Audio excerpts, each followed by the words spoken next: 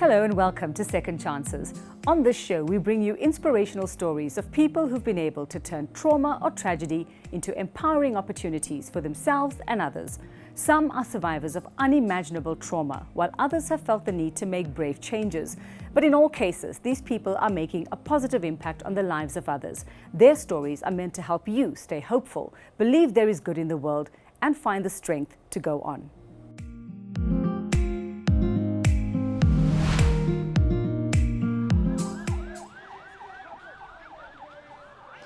Amid the chaos engulfing Zimbabwe in the early 2000s, emerged a heartwarming story of love, compassion and purpose. Evicted landowners Mandy and Pat Retzlaff found themselves forced into new beginnings in an unexpected way. Their journey led them to Mozambique, a new home with a new calling and a second chance. We will fight the white man. We will fight until the last of us falls naked with nothing. Imagine losing everything you've spent years, even decades, working hard for and building on the whim of a dictator. That's exactly what happened to thousands of white farmers when Zimbabwe's ZANU-PF, under the rule of Robert Mugabe, implemented a land reform program over 20 years ago. The country was in flames and the chaos was spreading quickly. It was terrifying for most as war veterans and their followers marched onto white-owned farmland, forcibly evicting the owners and workers. Thousands of people saw their livelihoods and lives going up in flames before their very eyes. Among them, Mandy and Pat Retzlaff, who, faced with great danger themselves, thought beyond their own safety.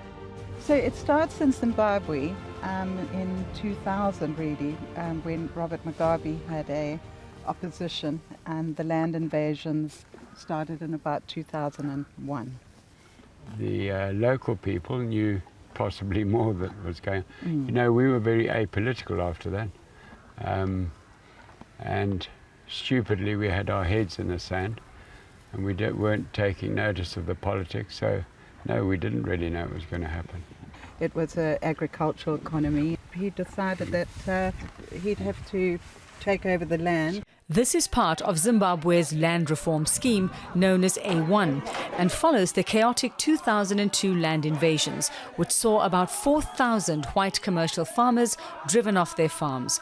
Some were killed, others fled to cities and neighboring countries. So there was the murder of Dave Stevens and that shocked everybody. And then there were the actual invasions where you woke up one morning and there was just a crowd of people outside the gate.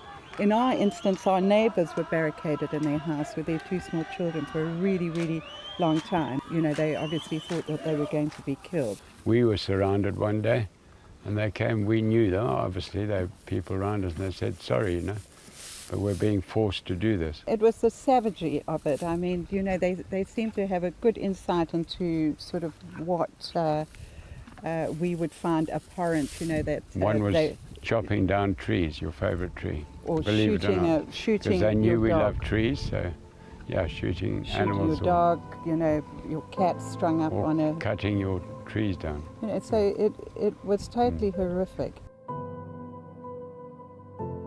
While most people grabbed their loved ones and possessions when fleeing, Mandy and Pat went to great lengths to rescue over 400 horses from various farms and give them a second chance at survival. The couple, whose own futures were uncertain, bravely went in search of the horses that had been abandoned in the chaos. Using their own money and resources, they were determined to get these beautiful animals to safety and away from certain death.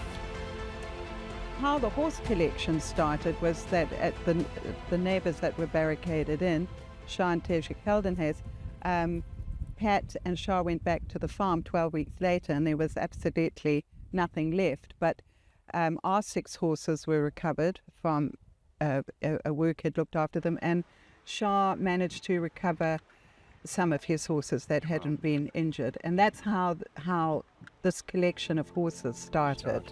There were so many abandoned horses, or so many people who needed to give their horses to somebody. There were 5,000 farms in Zim, and most farms would have 2 or 3 horses on. So probably 10 to 15,000 horses that suddenly needed a home. But as they say, no good deed goes unpunished. Mandy and Pat had more than a few hurdles to face in their efforts to rescue these horses. But that didn't deter them. With the help of some other good Samaritans and a little bit of luck along the way, they made it. We ended up being known in Zim as the people who were collecting horses. And the invasions actually took 3 or 4 years. It wasn't over the whole country. And some were given to us, transported to us. Some we had to go to the farms and collect. This is Lady. So she actually belonged to our neighbour who we're talking about. I kept on saying to him, what are we going to do with all these horses? And he kept on saying, don't worry, you know, it'll all go back to normal. That was the idea. The horses were going to go back. This is Texas. So he was sort of farmers that had to leave. There was a lion farm, and a guy, they sort of sent these horses to this guy and said, listen, you know, feed them to the lions, we've got to go. And he phoned and said, I'm not feeding any horses to any lions. We had 6 evictions in the end because we moved with horses to one area, and then, you know, these uprisings would start. So every area was different. We moved the horses to the areas that were still safe. So there were pockets of safe areas, but then eventually it all went in the end. Yeah, because the land invasions, you know, they went from area to area. So we were already on the border in the town of Matari, and then that's, you know, the farms went. More and more people came to our aid. For example, farmers were great. They would bring grass to us and things like that, especially at the end, because we ended up with literally hundreds and hundreds of horses. We would go to the border, load up these trucks, and all the paperwork would be stamped by the immigration and customs, bearing in mind that they were not government supporters. But they put politicians at the gate. So we'd get to the gate and they'd turn us back. And we did that so many times.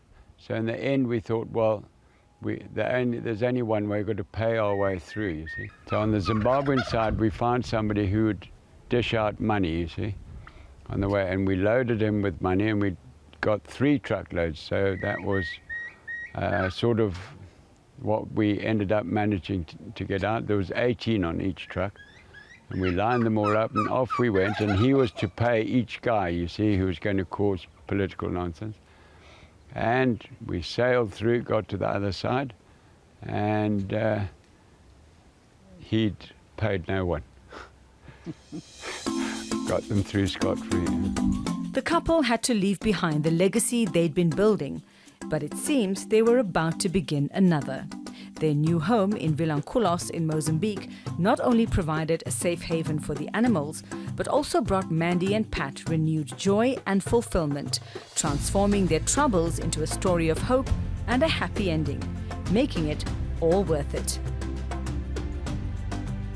We saved them, but I think at the end of the day, they've saved us, you know, just by starting a business for us.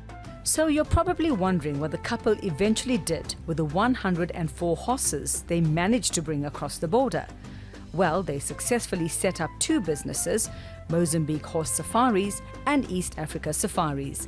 Their son Jonathan made the best of Mozambique's beautiful waters by starting up Vilanculos Canoe Safaris. Mandy and Pat's story shows that selflessness, courage and resilience, no matter the cost, will always triumph over hardship and tragedy, especially when your heart is in the right place.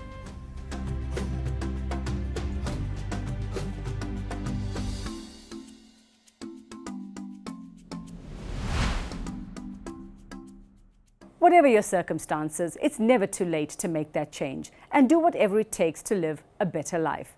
More inspiration when we come back.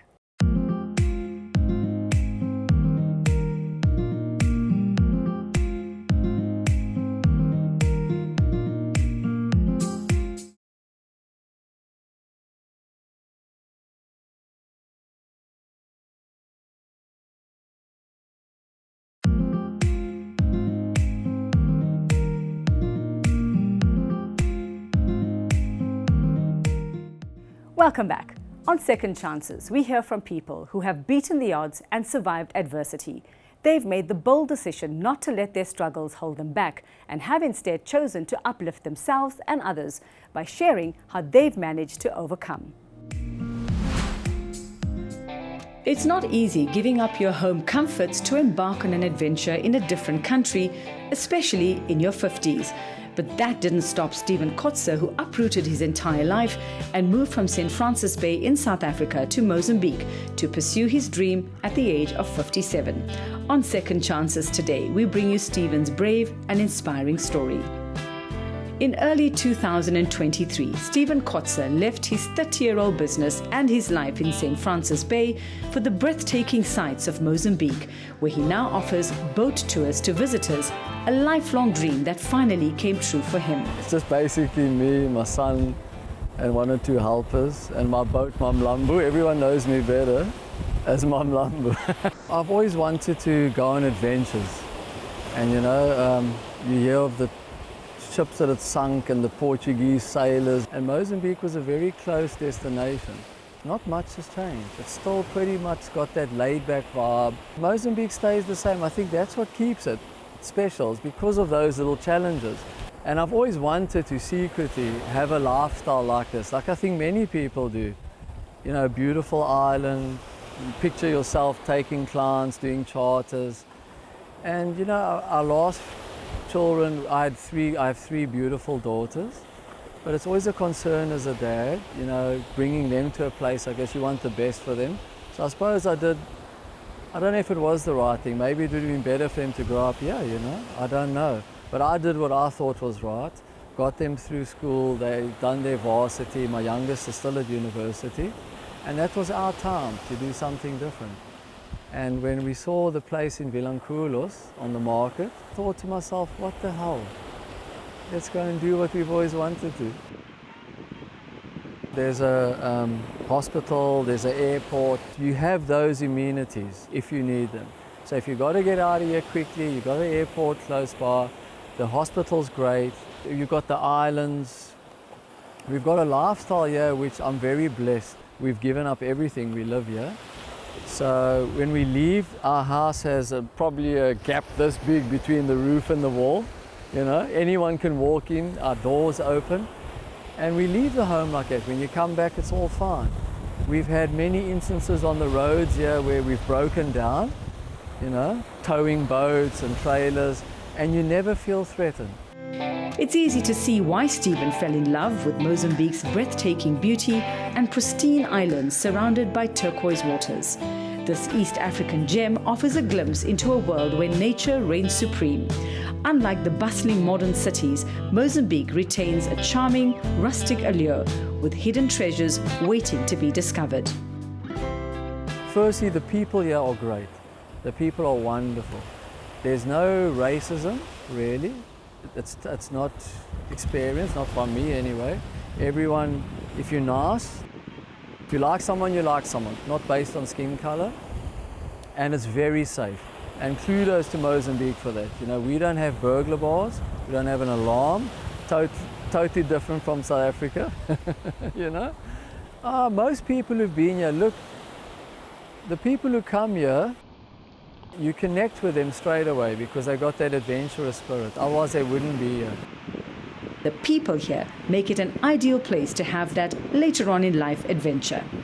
Vilanculo is the third time now that we've come to Vilanculo, but the last time was 20-something years ago. And we love it here. It's not so much of a beach holiday, we feel. It's more of a boat trip to the islands, to the reefs. You should go on a boat trip. It's the boat trip there. It's being on the island where there's nobody else, having a fantastic guide that shows you the odd things there which are not where everybody else goes to. My husband jumps off the cliff into the water just after we've seen sharks in the water. We've been to other places in the world and this has been really, it's very special. There's a lot of fish, there's a lot of coral.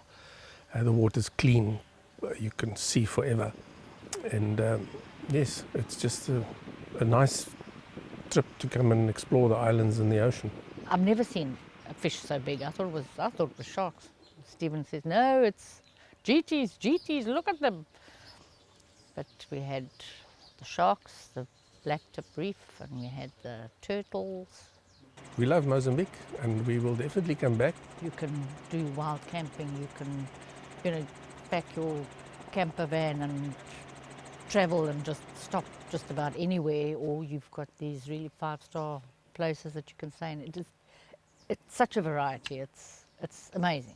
Stephen's boat tours offer visitors an authentic taste of ocean life, exploring the magnificent coastline, coral reefs and secluded islands of Mozambique. When you go snorkeling, there's just a few things to remember. That's a park, so there's no touching the stonefish. Have a look around. It's better not to touch anything. And then it's against the rules also to stand on the reef. So we're not allowed to stand on the reef. So you must just float, relax if you're tired. But the fish here is amazing. You're going to see a lot. There is seahorses around, but they're very hard to find. Margaroon's a better place for it. You pretty much always find them. And then dive down under the ledges. A lot of people don't take the time to go down. If you do, you can find the morays. I want to take people out there who want to really enjoy the fish and laugh, at someone else losing a fish. But for the guys who are into the real big marlin stuff, we've got a few legends there like Dwight Ratu. But I'm into having a nice fun day with the family or guys who just really enjoy being at sea.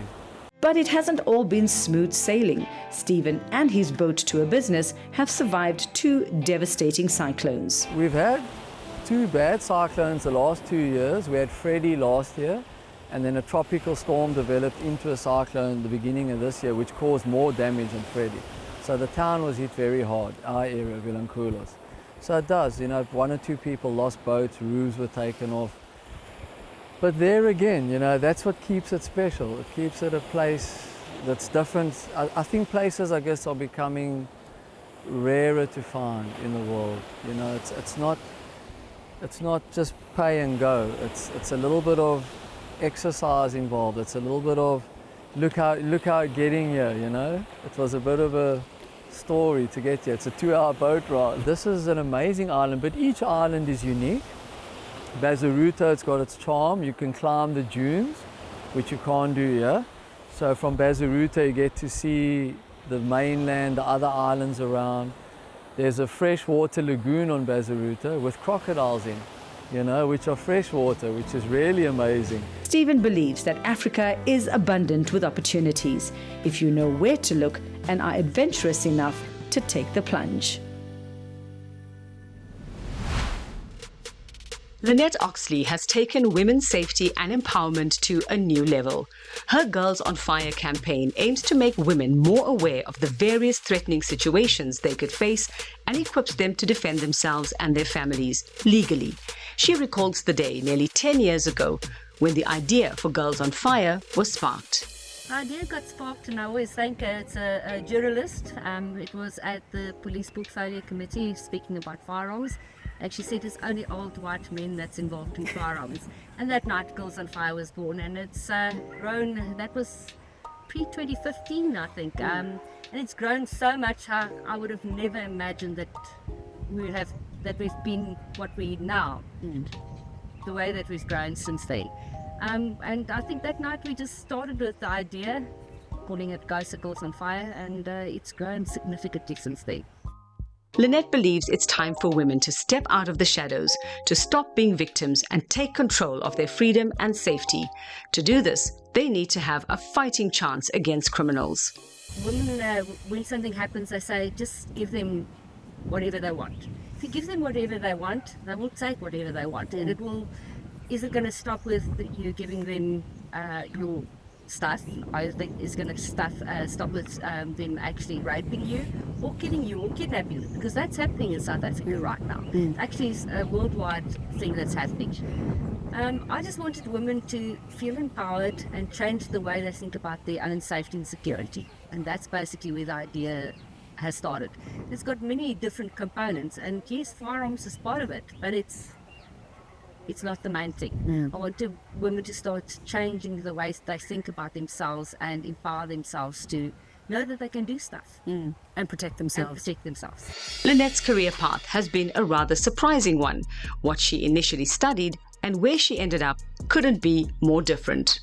I studied library and information science, so I'm actually a qualified librarian. Oh, well, be careful of your librarians is what I'm saying. You never know what they're trained to do. So I met my husband at varsity. I was studying and he was involved in sport shooting. So I met him, went out shooting a couple of times, and then I started getting involved in sport shooting.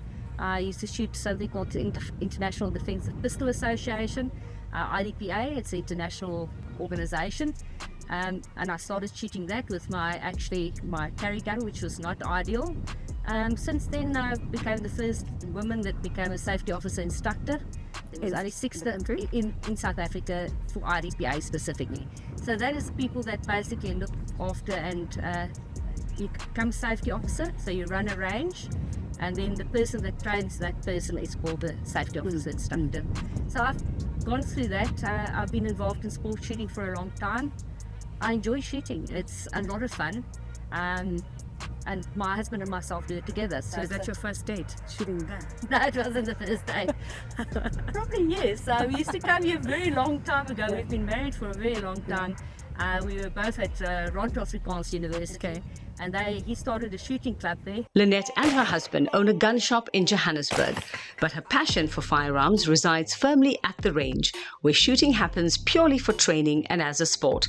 She's adamant that firing a gun for protection should be a last resort.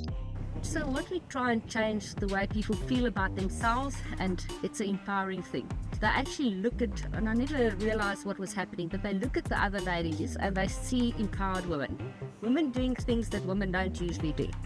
That's why all my events, all my ROs, my range officers, all my staff are women, because I like them to, other ladies to look at them and say, I can do this. And it's not we always say to us in all of our training that we do, as a last resort, take out the firearms. It's a responsible thing that you have to think about, last resort. So we go through the whole situational awareness thing, avoid. Think about what you do. And then, in the end, if you have to, then you can defend yourself. So we're not gung-ho people that just say, go out and shoot people. That's not what it's about. Yeah. It's about that passion and changing the way you look at yourself, that you're not sitting like this and in the corner and say, please just do to me what you want to do to go do. But saying no. Speaking up, saying, this is not right. I'm going to change my life. And I think we have changed a lot of ladies' lives. Do this. It's called the Rob Hall technique. It's a push-pull technique. It takes the recoil away. Okay, in your own time. Safety is off. Go for it. Put your weight behind you. No, you're up. Your head is high. Okay, so get it, that red dot on the head of the popper for me, please. That's it. During her time at Girls on Fire, Lynette has heard many terrifying and heartbreaking stories of survival. One lady that told the story for the first time last year. I've known her for 2 years. And she's one of the happiest and one of my best range officers ever. And I knew she had a story, but she was ready to tell it last year. And the story was that she was married and her husband used to bring her hot chocolate every evening. Very nice of him. And he drank the hot chocolate and he raped her every evening, and she actually conceived her child out of this rape. Keshna, which is here today, is one of the ladies that I interviewed. She, in 2022, I think it happened, 30th of October. She was at home with her fiance. That's got high walls. There was not much to steal. They were busy renovating the place, and 2 guys walked in, and her fiance jumped in front of her. They took a kitchen knife out of her kitchen and they stabbed him in the neck. Keshna was stabbed 5 times. She fought back broad. That's why she's alive today. She didn't give up. They stabbed her dog, which is just as bad for me. I'm a very, very big animal lover.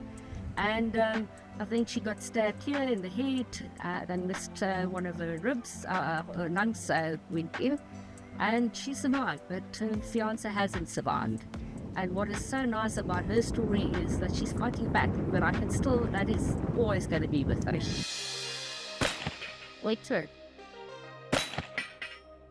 While Lynette is passionate about helping women empower and protect themselves, she does train many men in her personal capacity. And she hasn't forgotten about children either, having written a book that teaches them about gun safety.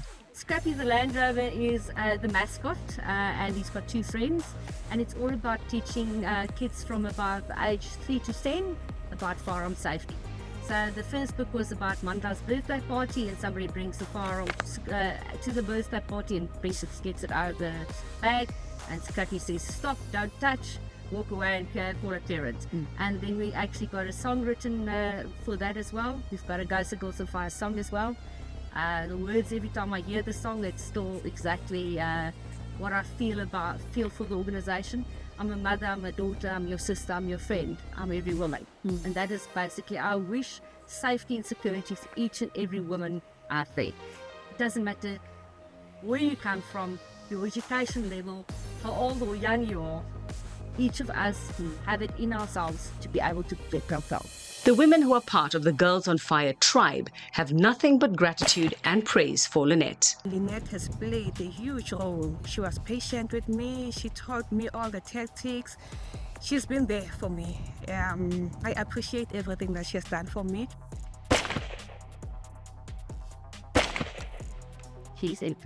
She's like another mom to me. Absolutely love her household. They've done so much for me that I can't even describe the efforts and amount that they have put in to help me where I am today. Lynette has been instrumental in my firearm journey and my training journey. When she first approached me to become a range officer and do the training with her, I was absolutely blown away by the opportunity, and I just said yes with all in. I was like, absolutely. And she has allowed me to find a lot more strength and confidence within myself as a woman to be able to train other women to defend themselves. Also, importantly, she is just someone who really gives her entire heart and soul. And I value that, and I value her friendship very, very dearly. Lynette is an angel. I must say that she's a mommy to all of us here, and I must say that she exposes us in a lot of things. I mean, I've done the Glock Amorous course. It was through her. If it wasn't her, I wouldn't have done it. And I'm now getting my RO. Yes, I'm going to be a qualified range officer, so it's through Lynette. So she has done a lot. She sacrifices a whole lot for this. Lynette's been fundamental and instrumental in making this happen, in training all the ladies that are part of it, and just being a great role model to how strong women can be. Okay, how do I look? Do I look like I'm ready? Do I look sharp? Okay, do I look like I'm good to go? Absolutely. Okay. And then it was time for my first shooting lesson. And surprisingly, I didn't do too badly. So be warned, you don't want to mess with Uveka. Don't mess with UV. If you found yourself wondering why certain things have happened to you or are on the brink of giving up on life, I really hope the stories you've seen today have given you the courage not to give up and to turn things around. Until the next time on Second Chances.